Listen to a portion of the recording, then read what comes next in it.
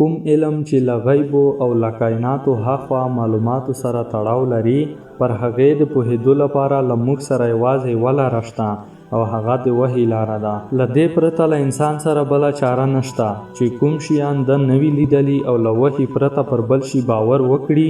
له وحی پرته انسان ګمراه کیږي. رسول الله صلی الله علیه وسلم خو داسې شخصیت وو چې د جاهلیت په زمانه کې ورته دښمنان هم د صادق او امین لقبونه استعمالول.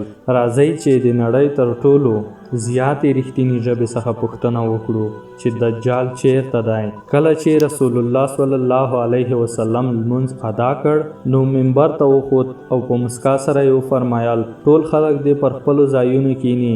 بیا یې وفرمایل پوهیږئ چې ولې مې راغونډ کړئ؟ خلکو وویل پر دې الله تعالی او د هغه رسول ډیر ښه پوهیږي.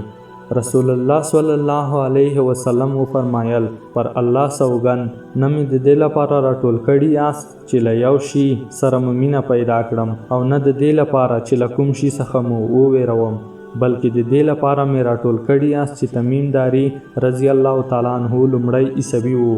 راغی له موږ سره یې بیعت وکړ او په اسلام کې داخل شو. د هغه کیسه له هغو خبرو سره تړاو لري چې زه یې درته د دجال په اړه کوم. هغه راته وویل چې ما یو ځل د لخم او جزام قبیلو له 13 کسانو سره په سمندر کې سفر کوو. د سمندر څپو دوی پوره یوه میاشت یوې خوا او بلې خوا ته ټیل وهل تر دې چې یوې جزیرې او ټاپووزمې ته ورسېدل. په دې وخت کې لمر په پرېوتلو و. له دې وروسته په کوچنۍ کښتۍ کې کېناسته او جزیرې ته داخل شو.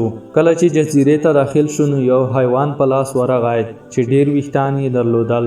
د ویښتانو د ډیروالي له امله یې مخکې او وروسته برخه نه معلومېده. ویې ویل تباه شې چې دا ته لا څه شی یې؟ هغې وویل چې زه جساسه یم. هغې ترې پوښتنه وکړه چې جساسه څه ته وایي؟ ورته یې وویل په خانقاه کې شته سړي ته ورشئ.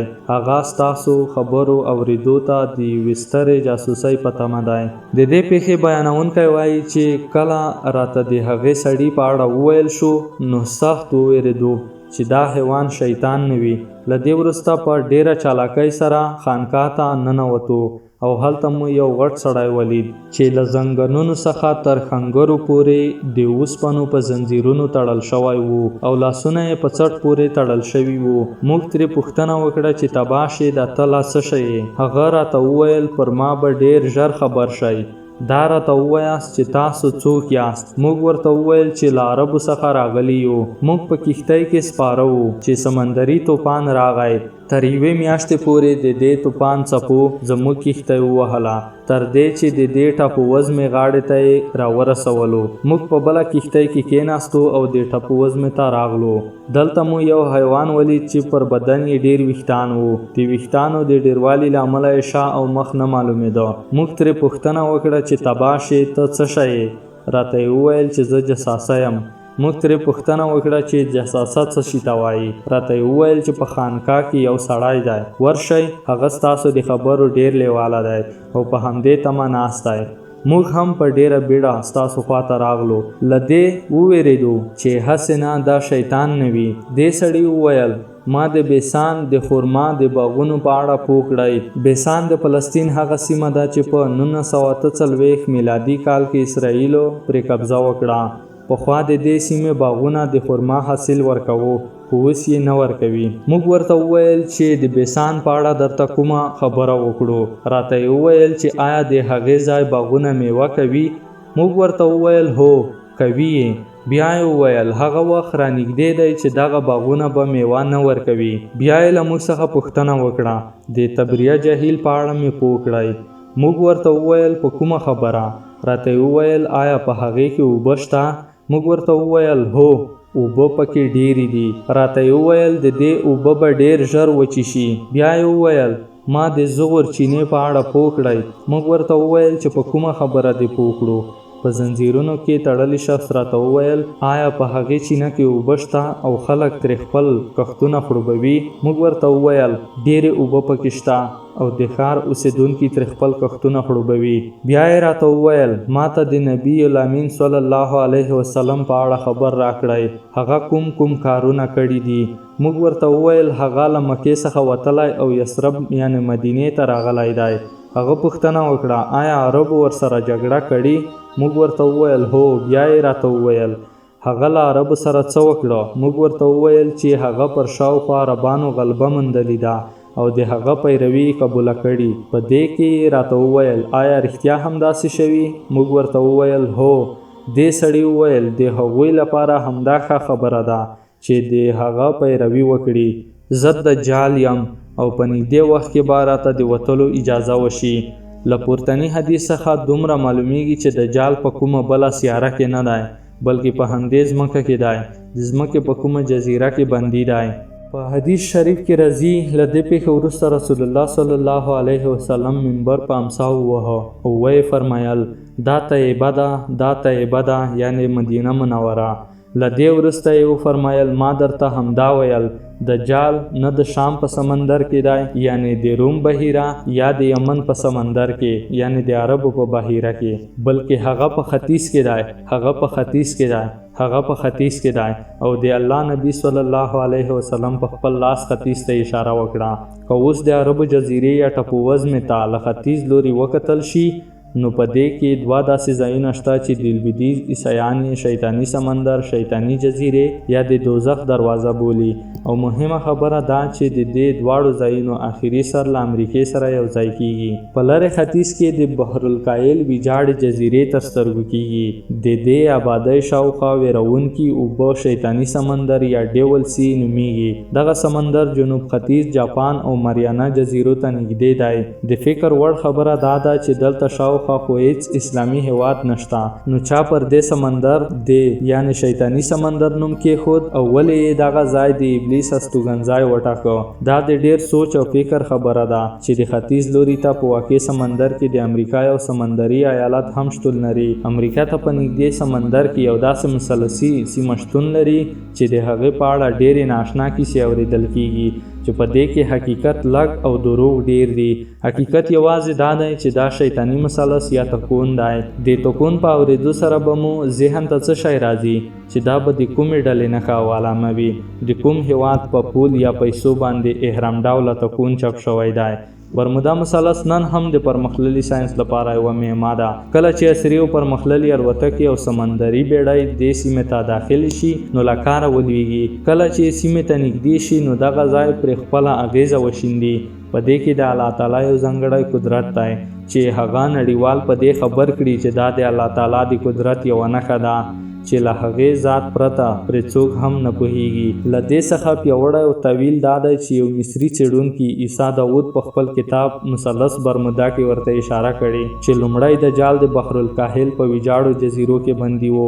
د رسول الله صلی الله علیه وسلم له وفات څخه وروسته اگر چې له زنځیرونو څخه خلاص شو او د خپلو وتلو لپاره لار هواروي خو تر اوسه پورې ورته د وتلو اجازه نه ده شوې.